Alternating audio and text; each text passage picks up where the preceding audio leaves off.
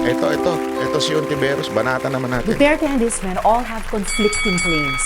Ang gulo nilang lahat. Parang gobyerno niya nung siya ay pinuno. Their contradictory statements Te, kala mo hindi ko alam yan, ha? Halatang may teleprompter ka, kunwari ka pa. Nagbabasa ka. Huwag ako. Ibagalaw ng mata mo. Sabihan mo yung cameraman mo, ilayo. Ha? Ilayo yung camera. Para hindi halata nagbabasa. Tapos i-zoom na lang para nakapokus sa mukha mo. Pero malayo, para yung mata hindi masyadong halatang nagbabasa. Halata eh. O, ayan o. gobyerno niya nung siya ay pinuno. Their contradictory statements Kaganito eh. Their contradictory. Sa iba nakatingin. Layuan mo. Ubis nagbabasa eh. all the more required that the Senate resolution I filed be heard at the Tumitingin ka sa babae. Ilayo mo pa. soonest possible time. Tigilan na rin ni Duterte ang pagsasabi na mas maayos ang West Philippine Sea nung panahon niya. Ba't totoo naman? Hindi niyo ba napansin? Noon walang gulo. Ilan lang ang binomba ng tubig noon. Sa dami-dami ng mga pumupunta doon, ilan lang o. At the same time, yung mga mangingisda natin, nakakaingisda noon. Bakit ngayon? Ultimong Coast Guard natin, hinaharang. Dati ang hinaharang lang mga mangingisda, pati ngayon Coast Guard natin. Oh, sino mas maayos? Mas maayos ba yung magulo? O mas magulo is maayos? Ang gulo mo eh. Ikaw ang magulo. Mas maayos noon, mas hindi binobomba noon, hindi maayos. Ngayon, kahit kasamahan pa ng Coast Guard, binobomba. So, magulo. Ang gulo mo talaga. Ito si Ontiveros. During his administration that China passed the disastrous fishing ban against Filipino fisherfolk. It was Dere, inareglo ni Duterte yan eh. Nakapangisda yung mga mangingisda doon eh. Ine-exaggerate mo na naman eh. Hindi, alam nyo kung bakit to humihirit na naman ng ganito?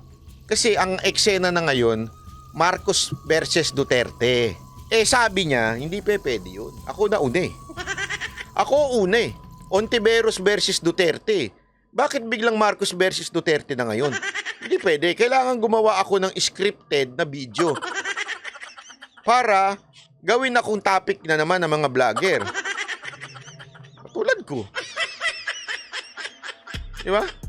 Tuloy. During his time, the Chinese Navy vessels with missiles chased and harassed Filipino journalists. It was his presidency that made the Philippines look like a Chinese puppet in the eyes of the international community.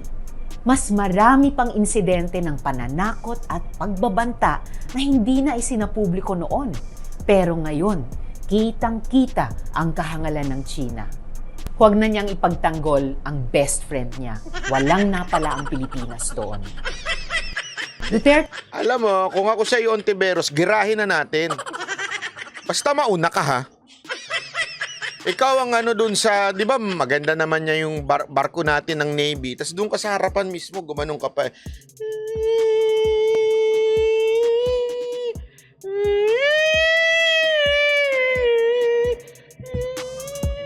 Ganun-ganun ka sa gitna. Di ba? Magandang ganun. Bida-bida ka naman eh. Doon ka na sa gitna. Alam mo maganda, Ontiveros? Ikaw, maganda siguro magpabomba ka ng tubig. Tapos yung tipong, yung na ano na yung, na nagaganit, yung ano mo, yung damit mo na nagpupunit-punit na. Naapi ako ng China.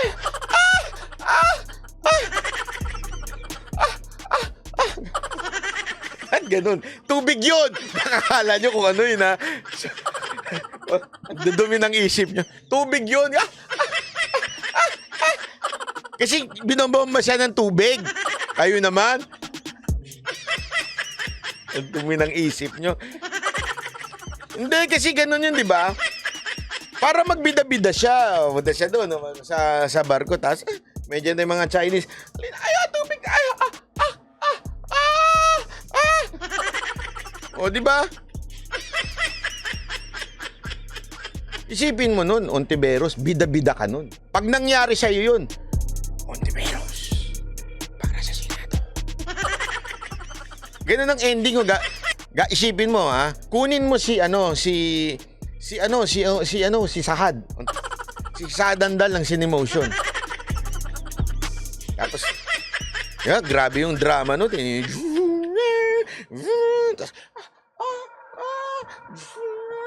ganun ka, tapos sa dulo, Ontiveros for president. Diba?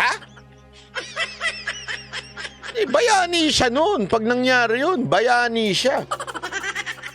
Madam, mauna ka na. Maniwala ka sa akin kung gusto mong kasi wala kang pag-asang manalo na presidente o di kaya vice president, wala po kayong pag-asa. Maniwala kayo, wala ho kayong pag-asa. Pero pagka kayo ho, mismo yung nabomba, binomba ng tubig doon sa karagatan, maniwala ho kayo, may pag-asa ho kayo maging vice presidente o kaya presidente. O, di ba? Manalo yun. Isipin mo, tapos tinamaan ka ng tubig, tapos anong tawag doon? Tumilapong ka sa dagat? Tapos isipin mo yun, ha? Tapos doon siya sa dagat, sisigaw siya, "Help! Help! Saklolo!" Siyempre, yung mga TV5 nandyan na. TV5, GMA. Bibidyo ka na nun, no? Si Ontiveros, naluluno dahil binasa ng tubig, binomba ng kanyon. O, di ba? Uy, ba't na to? Bakit gusto nyo? Hindi, isipin nyo, binibidyo kayo nun, no? Pak. Tapos, kita mo, Saklolo, para sa bayan! Para sa bayan! Ganon, di ba? Mantak, alam mo. Headline yan. Ontiveros nakipaglaban sa China. Presidente. Ganda niyan. Hindi, maganda ho yan. Maniwala ho kayo sa akin. Magaling ako sa PR. Ibang level yung iskandal na ganun. Mantakin mo, nalunod kayo sa dagat. Nalunod sa dagat. Wala na silang iboboto. Oh. Hindi. Meron naman tali yun eh. Kunwari lang nalunod kayo sa dagat. So bago kayo pumunta doon, may salbabida na kayo, tas meron pa kayong life jacket, tas nakatali pa kayo. Tapos pag binasa na kayo, talon kayo sa dagat. Tapos magsisisigaw, ganun, no? O nakatali naman kayo eh. Pag-cut ng media, pagtigil ng TV5 at saka ng GMA, kukunin na kayo ngayon, di ba, ng mga Coast Guard. Million views yun, oo. Gandang content doon, Madam Ontiveros. At sigurado ako, panalo ka nun. Gawad Award. Best Actress, di ba? Basta, anuhin nyo lang, kailangan yung mahiwala yung luha doon sa dagat. Kasi minsan, hindi makikita yung luha na nalulunod na kayo kasi may tubig-tubig na nagtatalsikan. Kailangan maghiwala yung luha sa dagat. Para makita ng tao, ay grabe, sobrang lumaban siya sa bayan, lumuluha na siya. Parang si Erap nung dumampot ng basura sa dagat, di ba, tinapon muna yung Di ba? Hindi, anyway, alam nyo, sa totoo lang, ito hindi ho to joke, Ontiveros, Posible niyang gawin to. Kasi mahilig siya sa drama eh. Ang hilig niya sa drama. Yung sa Senado, ginagawa niya, puro drama yun. Pag nagbibideo siya, puro drama. Talaga naman, no. Pag nagsalita siya, di ba? Ang gulo nyo. Itigil nyo na yan. Hindi totoo yung ginagawa. Di ba ganun siya? Mahilig ka rin naman sa drama. Sagad mo na. Ang title, Sagad. Sagad ang drama. Utuin mo para gawin niya. Malay mo.